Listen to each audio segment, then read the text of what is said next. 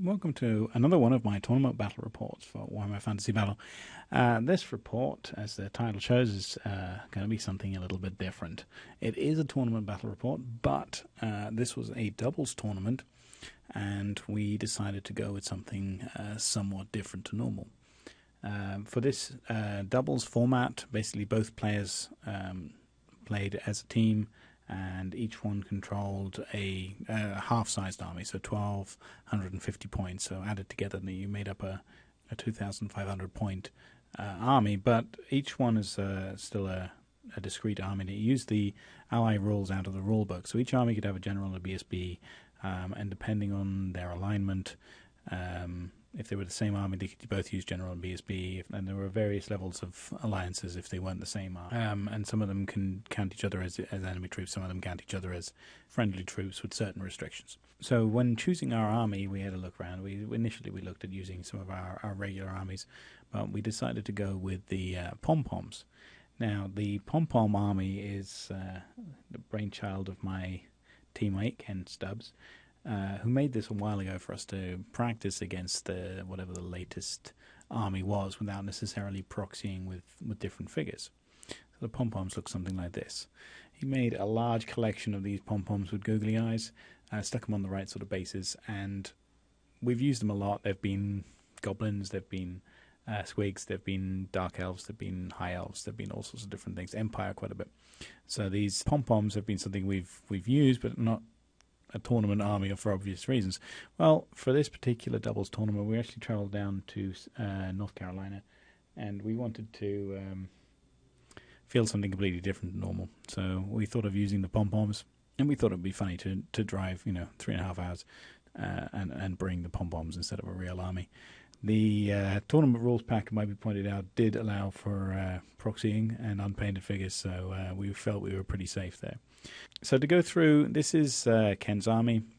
So for core, we had some handgunners, so all green pom-poms for handgunners, all red pom-poms for archers, and we went on the principle of a raw gun line, just handgunners and archers. We had an arch selector, a couple of light wizards to go with him, a couple of cannons and a steam tank. And then my army was identical in every way. We made two completely identical lists, the idea being one is the evil twin of the other. So this is the evil army.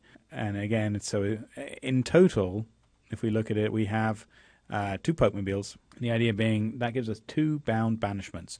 We have 4 light wizards between us. They all count as friendly because they're from the same army. So that gives us strength 8 banishments. So that gives us 2 from the double Pokemobiles. And then, depending on how many we roll, we're likely to get at least 1 more, maybe 2 more banishments between us.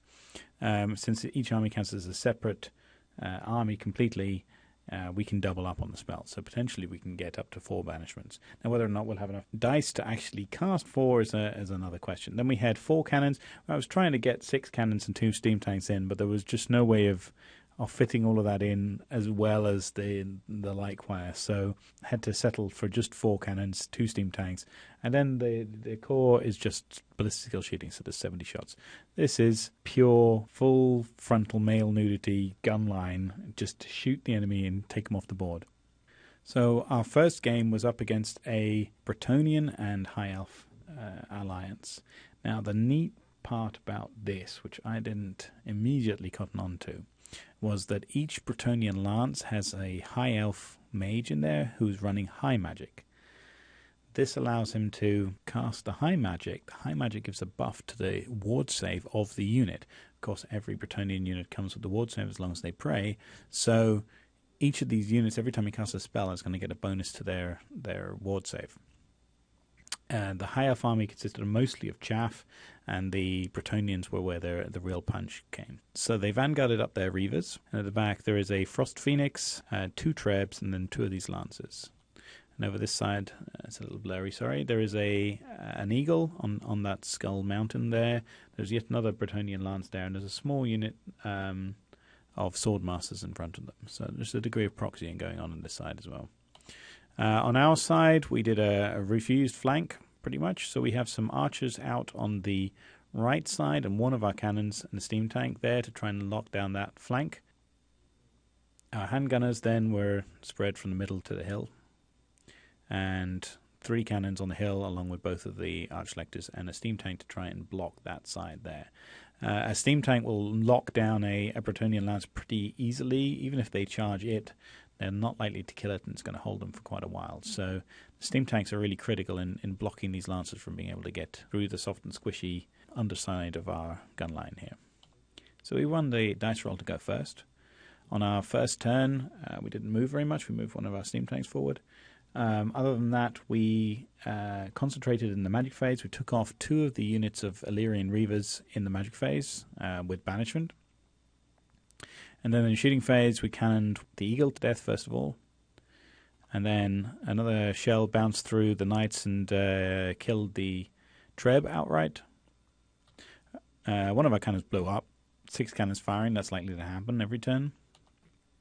Some good archer shooting took out enough of the Illyrian Reavers to cause a panic check and send them scurrying off back towards their board. That I was very happy with. We managed to get rid of all of the Illyrian Reaver units. I was very concerned about them. Just one of these units was likely to be able to cut through our archers and hunt down mages, and so I really wanted to get rid of them. And another cannon shell killed the Frostart Phoenix. So on our first turn, absolutely superb set of shooting. We managed to take out all of the Illyrian Reaver units, one of the Trebs, both of the flying monsters. So now we just had to deal with the Lancers.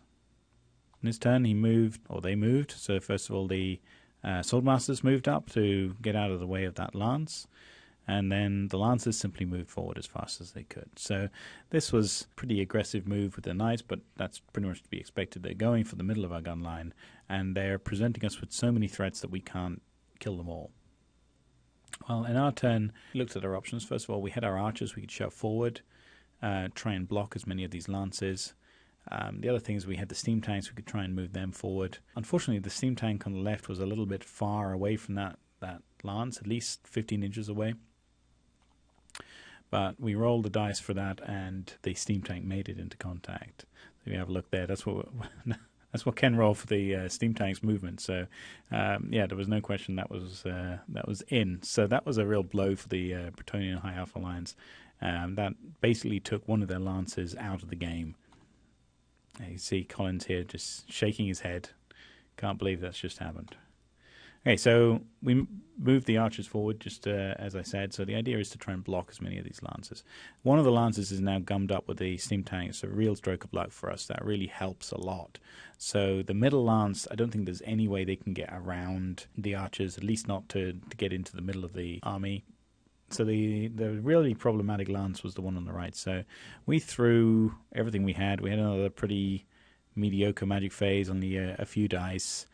So we weren't able to gut them very well. The banishments really would tear up those knight units, something awful, and we just weren't able to get enough of them, enough dice to really push through a banishment.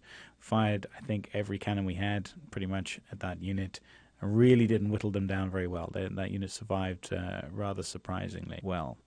So what they did was they first charged their swordmasters into the red pom-poms, which are the archers. The archers, being skirmishers, then had to form up, which opened enough space for this lance to be able to charge into our handgunners here. So this was unfortunate. There really wasn't any way of, fleeing wasn't going to help us with either unit. We thought about it. It really didn't help at all, so we just took both charges. And the other lance charged over at a small unit of handgunners on the right, on their right rather, so pulled them somewhat out of position, but not very far. You can see the steam tank still in combat with the knight unit. They did a bunch of wounds on the charge, but obviously the knights are steadfast. They have the BSB, so they're not going to run. The unit charging the small unit handgunners is obviously going to beat them. Over here, they killed a bunch of handgunners. The handgunners lost combat. They broke. We then took a panic check on the war altar there. You can see in the picture. This was a mistake on my part when we were creating the army. We didn't have a BSB in either list, and I had thought that the war altars are immune to psych. It made sense. They used to be unbreakable. Now they were stubborn and immune to psych. Well, apparently they're just stubborn. So leadership 9, but we failed leadership 9, and off went that archlector. We still had another archlector. We still had another general, so it's not a major problem. As that happened, he didn't really have anything to overrun into. Decided he'd rather take a steam tank to the front than a steam tank to the flank, so they just reformed like that. You can see there's 2 remaining swordmasters there, and they've overran from the archers, and so they're not dead. They just sort of wouldn't stand up at their right place on the hill.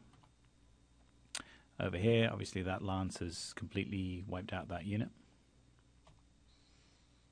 And that steam tank is still grinding away, trying to destroy that lance, but it's really not happening. You can see they've got a token there that shows they've got an improved ward save. Really, there's not much happening on both sides there. In our turn, we, I think, panicked that last Swordmaster started running from the hills. He can't rally, but we're using just straight rulebook victory points, so that guy's going to be okay, as long as he doesn't run off the board. Charge the remaining Archlector into the flank of this unit along with the steam tank into the front. This seemed to be a good combination here. There's going to be an awful lot of wins. We just need to destroy these units because right now we're not sitting on an awful lot of victory points, and we block their other lance with one of the units of handgunners. Could have thrown two of the wizards forward and then done a double flee with the wizards. That might have worked. And with hindsight, that might have been a better idea because we were starting to run out of time now. So steam tank continues grinding. So by this point, the charge against the knights did a bunch of wounds from impact hits, but still not enough to actually kill the unit. And his turn, he's charged his lance into that unit of handgunners. They're going to lose miserably in all likelihood. Over here against the knights, we've tried again to grind, do damage. This is the last turn of the game now because we're basically running out of time, and we couldn't quite kill that last model required to bring him below steadfast, break the unit and destroy it. So over here he's charged the handgunners, did a bunch of wounds, they broke, were run down. No real surprise here. So it's time to add our victory points because we ran out of time. A big problem with time this tournament, we basically had the same amount of time as you normally have for a 2,500 point game, but when you're playing with another person, every decision you make needs to be talked about. That definitely takes a lot longer in terms of getting through the game. So we were still trying to figure out how to do it quickly. So the final result was the Elves won, not by an awful lot, but we were using straight victory points. So we'd lost a lot of individual things, a lot of cannons, units of handgunners, bits and pieces. So that added up. Whereas while they'd lost quite a few bits and pieces at the beginning of the game, things like the Frost Phoenix and the Eagle and so on, those big lances gave up no victory points at all. Even though we'd wounded the characters and killed a whole bunch of them, they're under half strength. We're just using straight rulebook victory points, so they didn't actually give up any victory points. Even that last fleeing Swordmaster didn't give up victory points because he was still alive at the end of the game. So this was a minor win for the Elves. So the next game, we're up against the Bull City Wargaming guys who are using Skaven and Ogres.